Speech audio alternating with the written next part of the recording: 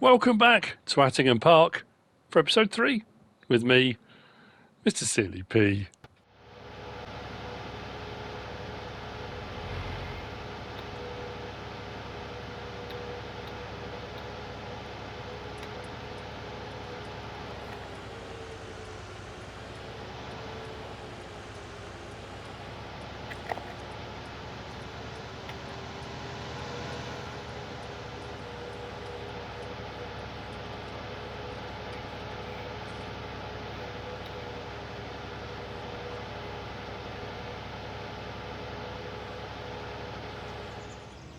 .47 here in, well, that's Attingham. I keep saying Attingham Park. Attingham Park is to the north. It's Attingham and the surroundings. But we are still at the biogas plant. It's now 7:48. It's going to be a slightly cloudy, overcast day today, but it's going to be sunny in my heart. Because we're going to be buying some more land. We're going to be getting, hopefully, a farm today. As you can see, the money has gone down. If you watched the last episode, the money's gone down a bit. That's because an old friend returns. We'll be going to see that in just a moment. The biogas plant, I was saying yesterday, or in the last episode, at midnight when we get paid for the silage. No, because the silage has got to ferment first. We haven't sold any yet. It is now fermented, so our 288,000 litres can be sold. I'm trying to work out the best way of doing it. Yeah, don't know. I'm thinking maybe milling machine in our trailer. We can do 52,000 litres at a time, dump it in there and sell it. I mean, I could just, I'm not quite sure actually what to do with the telehandler at the moment. Overnight my leasing fees for vehicles were over 5,000. That, you know, I mean, I can do a bit of logging and you can't really maintain that indefinitely, can you? Let's be honest. Yeah, the bucket on that's saying 3,000 litres. It's going to take us an age if we're going to unload 288,000 litres through, well, not even 3,000, is it 2,600? Yeah, that's not very much at all. So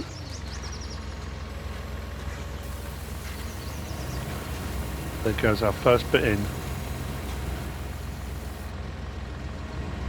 Excellent. I'm not sure how fast this one processes. Not particularly fast. But we will be getting rid of that. So, I suppose the first order of business is then, let's buy some land. I've got my eye on a few bits, a few little plots here and there. And when we buy hopefully when we buy the farm, there's a bit of forestry we can do. I have done a little bit of landscaping here in so much as the big bushes and stuff have been dug out for the most part. As we get further over here, this bit here onwards is part of this plot here, which we don't own. Yeah, so you go, look, owned by Kenneth Fletcher, not owned by us. So yeah, bushes and stuff are taken out. So next time I mow, we'll be able to do this section, the top section. I'm still in two minds whether to plough it out. I might do, or I might just leave it as it is, because we have got the field next door that we can possibly purchase. Possibly. So what I'm going to do is, do I need to take the trailer? I'm just trying to think. I don't at the moment. Actually, you know what? I don't even need to take the tractor. Let's grab the old Landy. Let's jump in the Landy, shall we? I know it's a Santana, but you know. As good as. And let's go to Brompton Farm. While we're on the way, we can have a quick look. Oh, I suppose, yeah, there was the leasing fee for the... I've still got the Devourer, haven't I? Because I was going to keep hold of that to cut down some trees over here. But as you can see, the grass has now grown. Now, I was concerned yesterday that when I came on here and I did the... I mean, I really kind of overloaded on the nitrogen level. So I went way above what it was saying for automatic application. However, as you can see, it's all now in the green. And if I jump out, have I still got field info on? Yeah, nitrogen saying perfect. So whilst it did look like I was putting on way more than I should have, I mean, the thing about it is when you do it normally on a normal field, you can do a mixture of put down a base layer of slurry or manure, then seed, then you come back and you top up with a chemical fertilizer, and that's when it balances the whole thing out. But the thing about it was, I was saying I didn't really want to do another bout of just chemical fertilising. I might do some spraying, but I wanted to do slurry and manure predominantly rather than doing chemical. Although the chemical fertiliser, because of the spread width, like I said before, it's much quicker and easier to do. But, you know, there's a balance to be got there. And because I haven't really done it with grass before, like I said, it's one of those crops that it's never actually gone. So you don't plough the field and start again. You're kind of going from... Yeah. So yes, I way overdid the manure, but it's all saying nitrogen perfect. It is now grown. So fingers crossed. Actually, I should put the lights on. We should get a better yield off that next time. Now that's going to be a little bit tricky to tell, simply because we're going to get a high yield anyway, because this top section here that was cleared, as you can see now, it all just looks like one big mat across. Again, all the bushes were taken out from here, so we've got a couple of extra bits, so there will be a little bit high yield, but you know. And the other thing that dawned on me, I was saying in the last episode too, you know, I don't have a plough, I haven't got a harvester, I don't have anything, don't have any farming gear. So, time to put an offer in.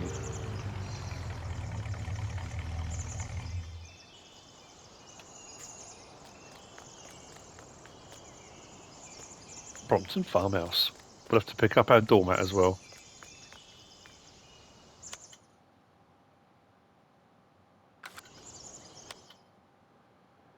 Right then. So, with our finances being what they are, 213,200, we can buy the farmhouse. We will get field 34, which is also grass. We'll get the bit there that's got some more trees that we can cut down. We've got the bit of land. Is that field or is that... Oh, we'll have to check it out. I'm not quite sure. But we're going to buy that for a start, which means we get chickens and we get cows, or the option of. We don't start with them, obviously. The other plots I was going to get... Oh, yeah, we were going to get the fishing club, because we need to look at that moving forward with regard to campsite. And then we were going to buy the plot up here, field 5, for something else. Which actually, weirdly, after all the work we did, cutting down all the trees, and I said, yeah, it seems like a lot of money, and it seemed like it was a bit of a quick and easy way to make a load of money. We are pretty much back where we were before we did all of the logging. Or not say logging, the wood chipping, because we were on about 190, 188,000, something like that, weren't we? We were around here. So price-wise, we're pretty much bang on where we were. Now, yes, we now have a farm, we have an extra field, but we are still starting way back on where you normally would do on a farm, because we don't have any machinery. So I'm going to need to do more work. Now, I have already bought the vehicle. And it's an old friend, and one that a lot of people have been asking about. And I thought, depending on how long this runs for and how long my Italia demo runs for, these could be the last 2 Let's Plays I do running up to FS22 coming out. So I thought a nice way to bookend everything. I did Ravenport, and then I did Felsbrunn. I moved from Felsbrunn to Marwell Manor, and what I took with me was the baked bean. Where did I put it? I was going to do a big reveal then. Oh yeah. We've got the baked bean. That was what the big chunk of money went on. Now that's a big leap up. Let's be honest. We've gone from the Massey at 240 horsepower up to the baked bean at 517 horsepower. It's a Fendt 1050. And it's a beauty. But I had the money, and why not? I would, like I say, I wanted to kind of bookend it all very neatly and nicely. And you know, are we going to get another tractor? Absolutely, we will get another tractor. We may get another large one. Driving it here, though, it's a little bit like Clarkson's farm. It's a bit big. Maybe it's a bit too big. We do have a workshop here as well, which is absolutely brilliant. So we have a load of options now. We don't... Oh, that's a good point. We don't have a silo, do we? We haven't even got a silo. Have we got a silo here? No. I'm wondering if we can put a silo on here. Whether it will let me. We need to get a silo built. So I've got a few jobs then. I need to move all the equipment over here. We need to get all that that silage sold. Maybe look at a silo. I was thinking about getting one of those underground ones, you know, so it doesn't kind of ruin the skyline. I say ruin the skyline. I don't think they do. I think farming stuff. I'm one of those people as well. I think wind turbines are quite graceful, and I know people hate them on the skyline. And I've always been that kind of with wind turbines. Everyone says they're a waste of money. They cost a lot to build. They don't generate anything. Blah blah. You know, I'm not getting into an argument about it, but I think they're very graceful, and I think it's a solution to a problem. And in certain areas, they work brilliantly. Would you rather have a power station sat there, or some wind turbines? You know, but I suppose it's always that thing. Not on my lawn. I don't want to see them. Someone else can put them down the road. I don't want to look at them. You know, it's that kind of thing. I suppose. I don't know. Like I say, I don't want to cause any problems. The Massey Ferguson can now go back. That's another bit of lease gear that can go back, so we now have another tractor. And I think what I will do then, probably off screen, I need to work out how to get to all of this though. So what's the bit of land that I've got? Let's just check on the map. Oh, so did we get field 36 with part of that? I didn't even notice field. Oh, that's why, because the Brompton farmhouse thing was over it. So we have actually got field 36 and 34 in all of that. So field 36 is this one here.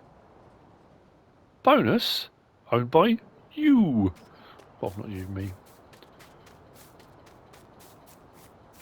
We do have the cow pasture as well, which until we get cows, we could cut that as well, couldn't we? I say until we get cows, assuming we get cows. And then I assume we got a hedge, yeah, a hedge or a fence between here and there. And we now have all of this. And I've just realised what I should have done was I should have kept hold of the muck spreader. But I'm thinking maybe digestate next time, because if we're going to start, I think next cut I'm going to do. So I know I'm doing a lot of talking here. I'm just kind of, you know, excited and planning and trying to work out where I'm going to go. We have got a gate further up, which I think we need to use. So what we're going to do, or what I'm going to do, is I think I'm going to get the milling machine, because that's going to make life a little bit easier as well for moving the silage, but also for collecting grass. Now we've got a slightly larger trailer as well that we own. I want to sell that so the bunker silo's empty, the silage clamp, and then I need to do another cut. So I'm going to cut that again. I'm going to cut all of that. Yeah. And then what we can do is, oh yeah, soil samples. I suppose I should really do soil sampling as well on here, shouldn't I? And on my other fields. So yeah, we got a bit of work to be cracking on with then. We got our own farm. How cool is that? It's all very exciting, but also I'm very aware we've got a lot of work to do. How do I get to all of this then? If I want to cut any of these trees down at the back here, oh, just from the back of the yard. Oh, that's all right. We'll just come through then. We'll clear all that area out. Maybe I could put a silo in here. Just trying to think of a good use of the land. Because the chickens will be there. There's not another silage clamp in here, is there? Pretty sure that's just a building. Right then. We have got work to do. Massey Ferguson back. Milling machine. Actually, what I'll do, yeah, I've got some equipment to move as well. So, see you in a little while.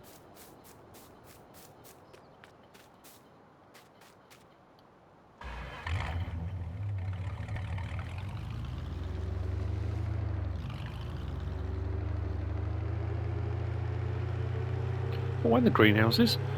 We've got greenhouses too. Very cool.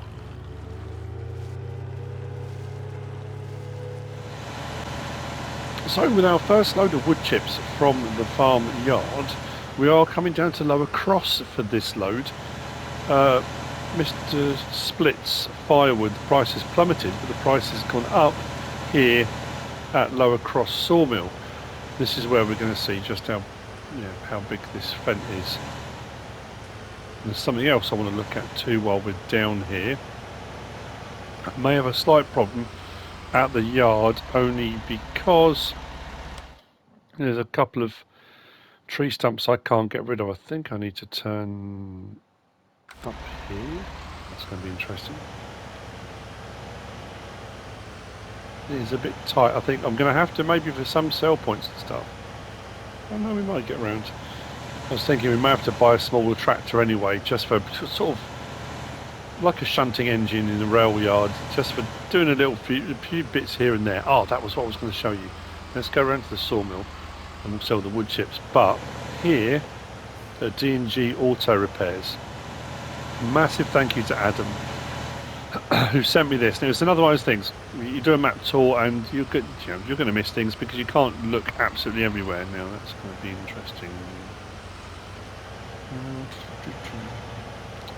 I think what we'll do is let's go past first. So I think doing stuff like this, if you were using an articulated lorry and things, this is where the guys that do this in real life, in the real world, are absolute legends. When you turn up somewhere and you're expected to unload, at a point thinking, oh, okay, how am I going to get in there? How they do it half the time, I have absolutely zero idea. I worked many years ago in the warehouse, in the warehouse section for Asda in the UK, and when it was built, the actual unloading docks were built kind of underneath the car park. But because they built it underneath the car park, the whole unloading dock and the unloading area had these pillars, these huge pillars that supported the car park above it, which meant reversing articulated lorries in and around the loading dock was an absolute nightmare. The guys were incredible. I honestly don't know how they did it. It's just amazing. So it's this, and it's the pricing guide on the side, and I love this. So thank you, Adam. Workshop labour rates. Exceptions. It's £40 per hour. Exceptions. If you watch, it goes up to £60 an hour. If you offer advice, £70 an hour. If you help, £80 an hour. If your mate had a go first, £90 an hour. If you saw it on the internet and thought it looked easy, £100 an hour. And if you walk through the workshop, it's £2 each way. That's brilliant. That's so, it's just witty and I love it. But another one of those things that it doesn't need to be there. It doesn't, if it wasn't there, no one would ever know. But it's what a fantastic little addition. Made me smile when Adam sent me that picture.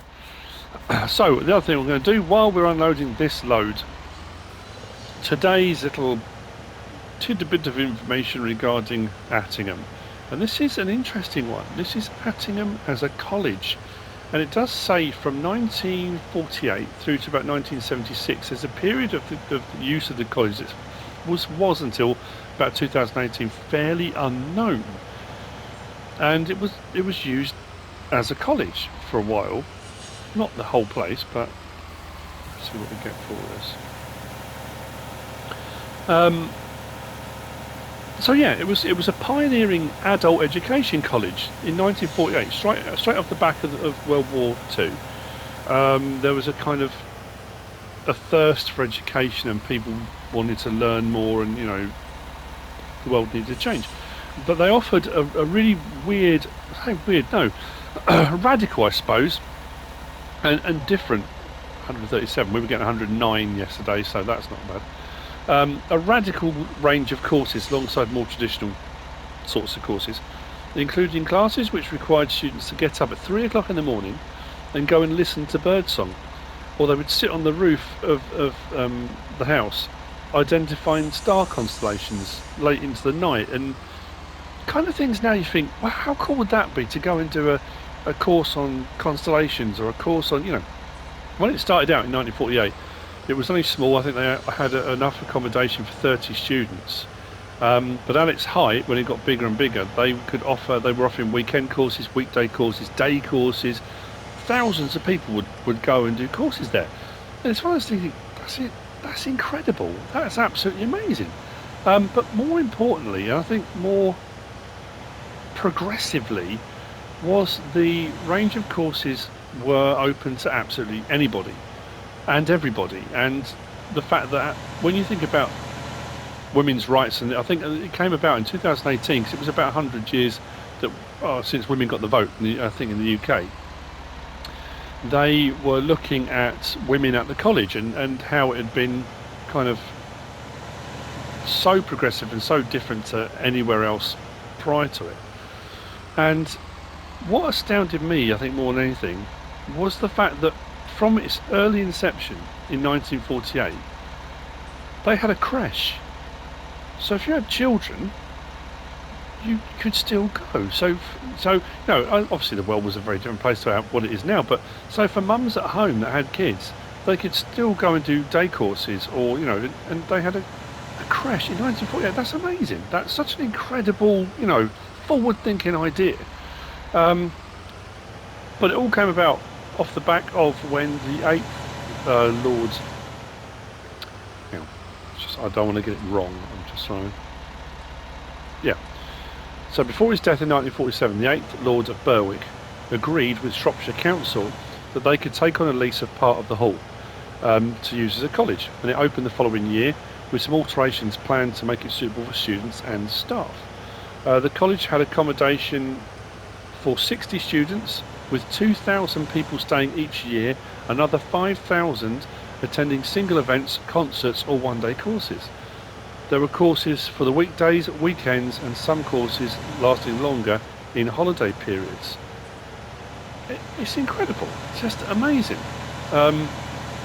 There's one here, and again it's a bit kind of very of the time, understanding and enjoying the great composers. Now that's something I talked about when I worked at the school, when we used to do music lessons, and it was always a case of, if you were covering a class, you would often get the lessons that some teachers didn't want to do. So you get music, and it was all about instruments and teaching kids how to play the instruments. And I said, wouldn't it be great to do a series of lessons where it's just about understanding music and how music has changed through the decades, through the years, starting off with early composers and then moving through each decade and see how each previous decade influenced the next that came and how music altered with technology. And you could just sit for a lesson and listen to music and get children to identify instruments, and they weren't particularly receptive to the idea, because it's that thing of, but we've got this program of education we have to follow, we've got to teach them this, we've got to teach them that. And I just felt it was a missed trick. It was something I felt was important. That I grew up with music. My dad was just had a very eclectic music taste, and when he worked in the print, and had a group of apprentices. This is the bit I was talking about. I've got a bit of a problem.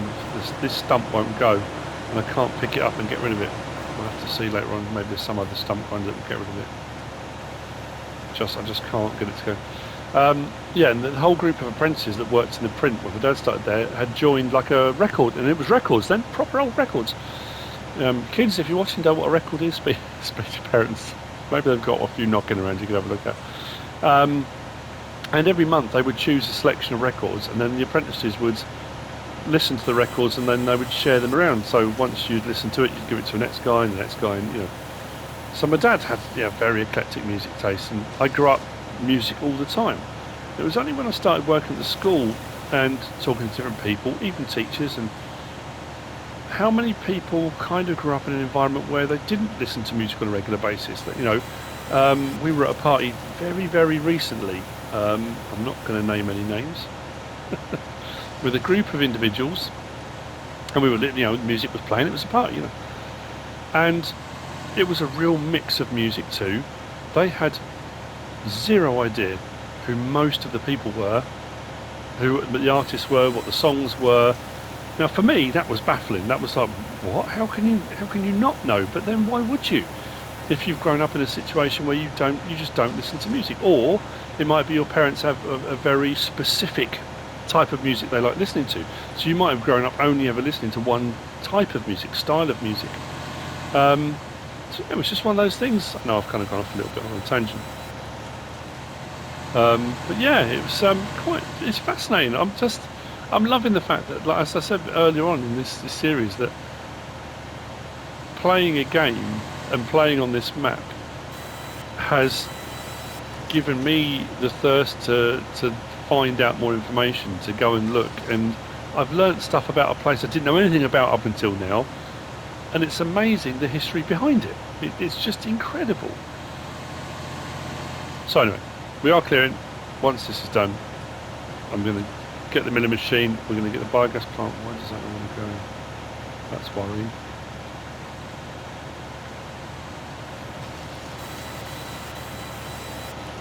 I just need a bit of assistance.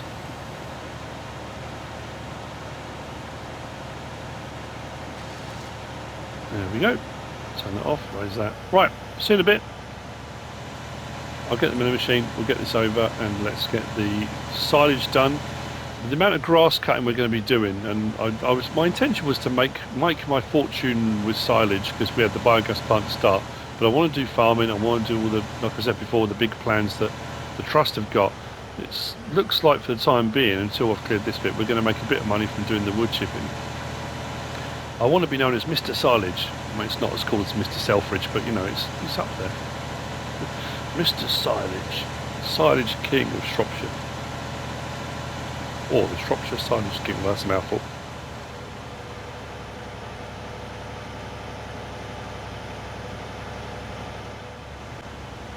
I came back across using the Ford. I thought it'd be easier.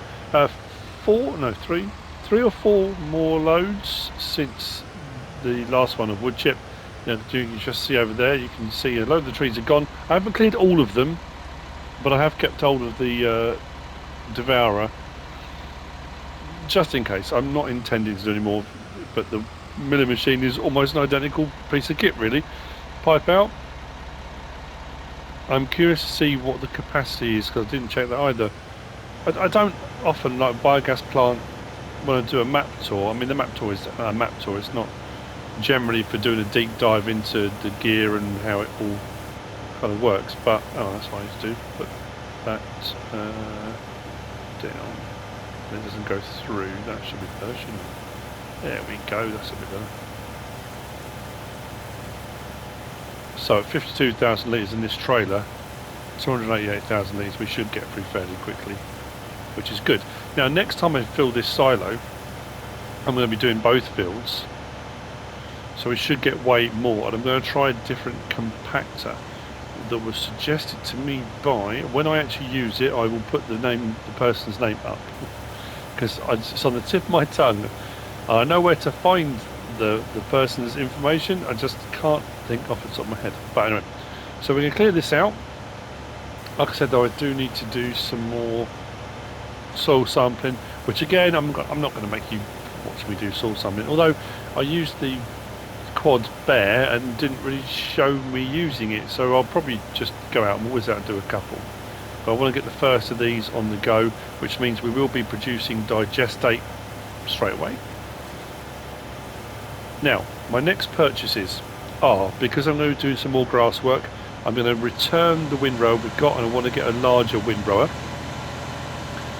So we've got a trailer, got a milling machine, got a large tractor, so we can carry on doing that. Did I just say the Kongskilde butterfly mower, or say butterfly, no, rear mower, because it's trailed, not necessarily butterfly. That is still shifting. I know a couple of people commented to say that it's a bit of a mind of its own with regard to whether it will stay in place or not. And it does keep moving. I do like the width of it, don't get me wrong, just baffled by, oh that's interesting, I wonder if we're not going to get, whether it won't fill up to 52. Come on, keep it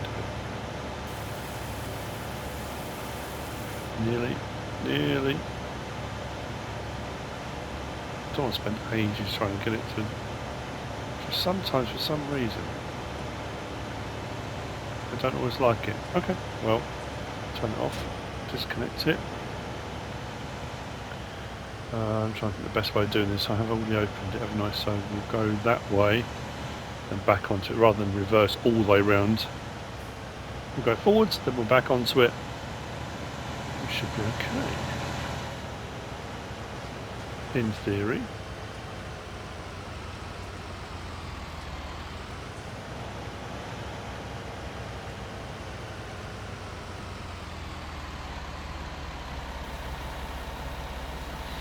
So it could be that it's a 50,000 litre maximum. Some go to 100, it depends.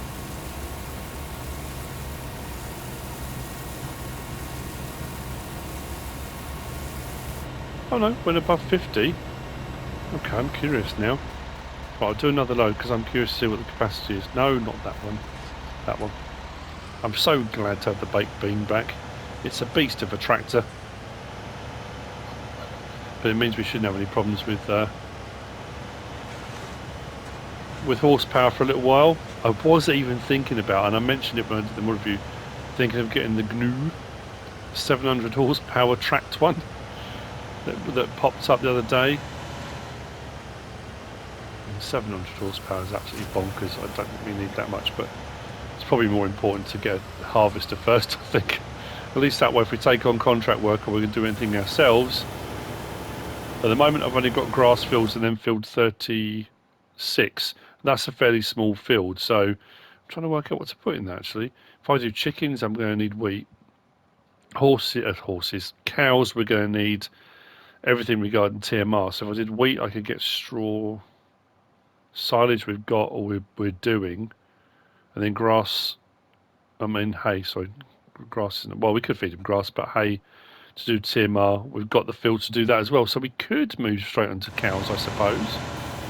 Thinking about it. Lots of options, lots of ideas, things we can do. I suppose we're going to start work as well. Well, we'll go and have a look at, actually there's probably another reason to keep hold of the Devourer for the time being, because when we go over to the angling club, we might want to remove a couple of trees. I want to do a little bit of landscaping, because like I say, I want to try and do a bit of work on that to make it more of a campsite. But I need to look at, I don't really want to build cabins. I'm just trying to think, maybe not cabins. We'll see what's available. I suppose we could make it more of a kind of caravanning type thing. It's not a particularly big site there, but we could have maybe a couple of spaces for some caravans or something. I don't know. We'll have a look. Oh, I know what we've... yeah, I've got an idea. I have an idea. That's always dangerous. Hold my pint and watch this.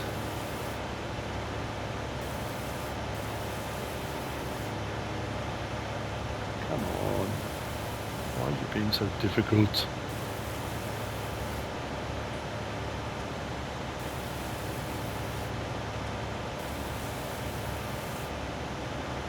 What I think that'll have to do. That. So let's see then what the capacity is. I'm so pleased we've got all that new land. I'm just thinking, do I want to move the mowers over to the... Well, we're probably best off leaving them here. They're right where they need to be. The tractor and trailer will go, the milling machine will go, the quad bike and soil samplers will. But the stuff for doing the grass work can stay here, really. Right, so what we're looking at, we're going to hit this limit now.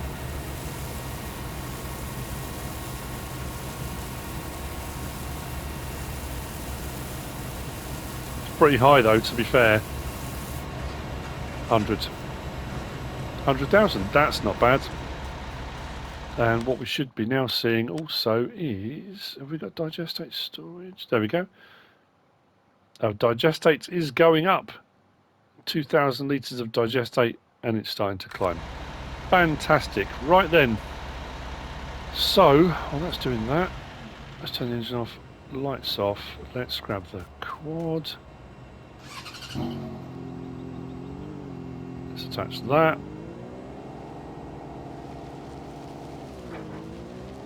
Actually, I probably shouldn't do it until we get to the field. What I do like about this quad as well is the suspension. You probably can't see for the long grass now, but it works really well.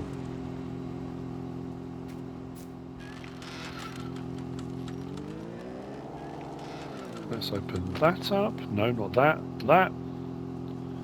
Do that.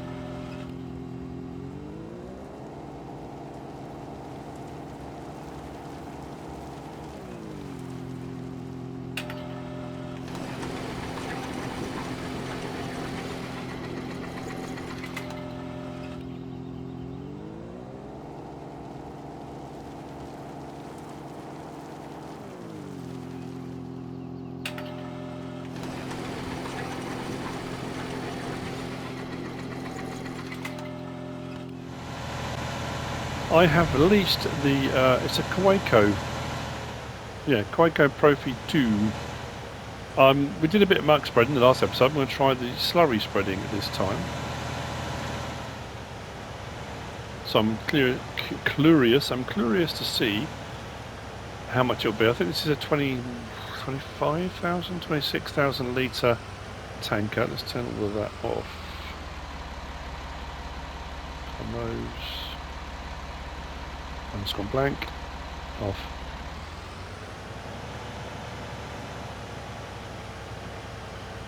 Oh, no, I'm not going to the manure pile, I'm going here. Slurry.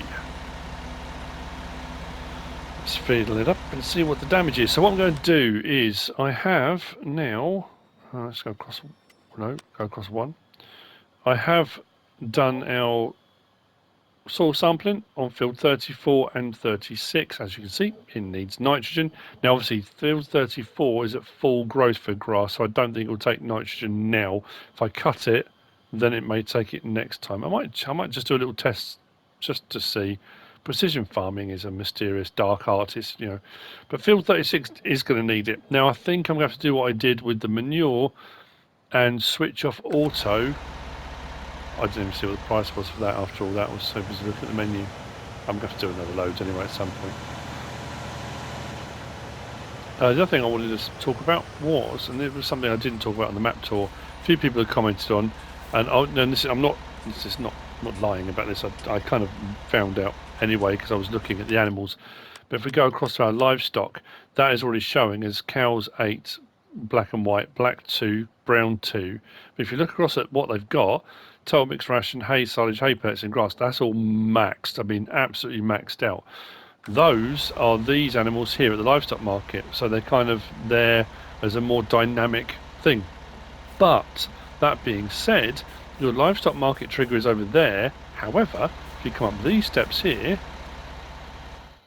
press L3, you see in the field to the right, they are there.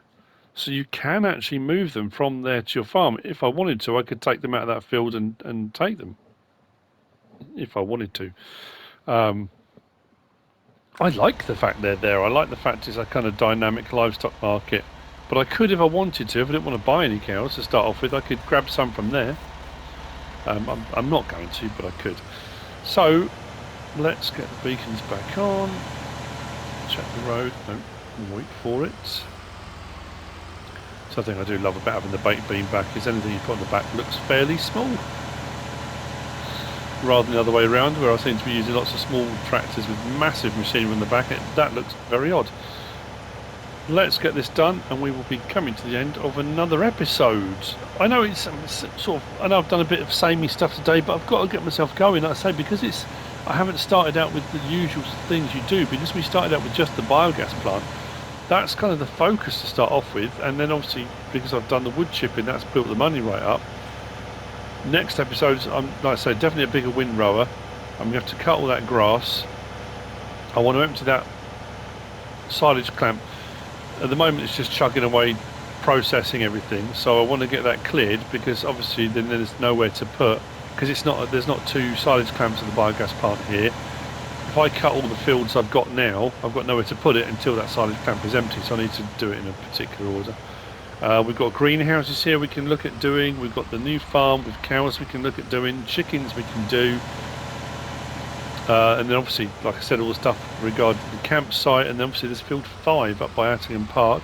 Oh, silo. We haven't got a silo, so I need to work out where a silo will fit, what type of silo we're going to get. So this, I'm thinking, if we... Nothing detected yet, but once we get into the field, we should get our values. There we go. Do I want to deactivate automatic application rate? Yes. And I want to go strong maximum application because I want this to go green immediately. Now this is only a, is it a 15 meter spread? Let's turn it on and see what happens. There we go, we are going green straight away. So it is no over application. I know we are going to get through the slurry really quickly, but it means that using an organic product and something different to what I normally do, we are going to get to where we need to be in one pass rather than doing it seeding, coming back and then doing chemical fertilizer. Will I at some point switch to a chemical fertilizer on this farm? Yeah, probably. I'll probably give it. I haven't done spray liquid. I say chemical. Yeah, I haven't done liquid fertilizer for quite a while either. So potentially, rather than doing pellets, I might do some spray fertilizing because there's some really nice mods out for that I haven't used in quite a while. So yeah, potentially, I'm just thinking of a few different things to do and try that I haven't done for a while. While we're also finishing off, there was something while I was talking about Attingham and the college, and I thought I'm sure I read somewhere about some of the courses, and I couldn't find it when I was talking about it. I thought I'm sure it was in here somewhere, and then off camera, of course, typically, I found it, didn't I? Straight away. It was regarding the college courses that they provided, or some of them, and it says that the courses covered a whole range of subjects from literature to agriculture, folk dancing to discussing issues such as world famine. Again, quite a forward-thinking thing, but also when you think about now, has much changed since 1948 through to 1976, and now 2021. There's still an issue of world famine and world hunger, and it's quite, I don't know, moving maybe, is that the way to, they were talking about all that time back then, and there's still not been a solution found, or a, strides have been made to make things better, but has any of it worked really yet? I don't know. So anyway, new farm, new fields, new bits of equipment. We're moving forward, we're moving in the right direction. That's the thing. We've still got a long way to go and a ton of equipment to buy. I'm going to be relying, I think, quite heavily, no, not that one, not that one. I'm going to be relying quite heavily on what I can get slurry wise, silage wise, and then also wood chipping. I've got a few more trees I can cut. I don't know if I want to go and do forestry doing it. I might do things like harvesters aren't cheap, so I might spend a bit of money and do that. Again, I haven't quite decided yet, but we're on the right track anyway. I hope you've enjoyed the episode. If you have, please give us a like. If you don't subscribe yet, please do. If you want to leave a comment, feel free. And if you want to share this video, then please be my guest. Whatever you should choose to do. Thanks for watching.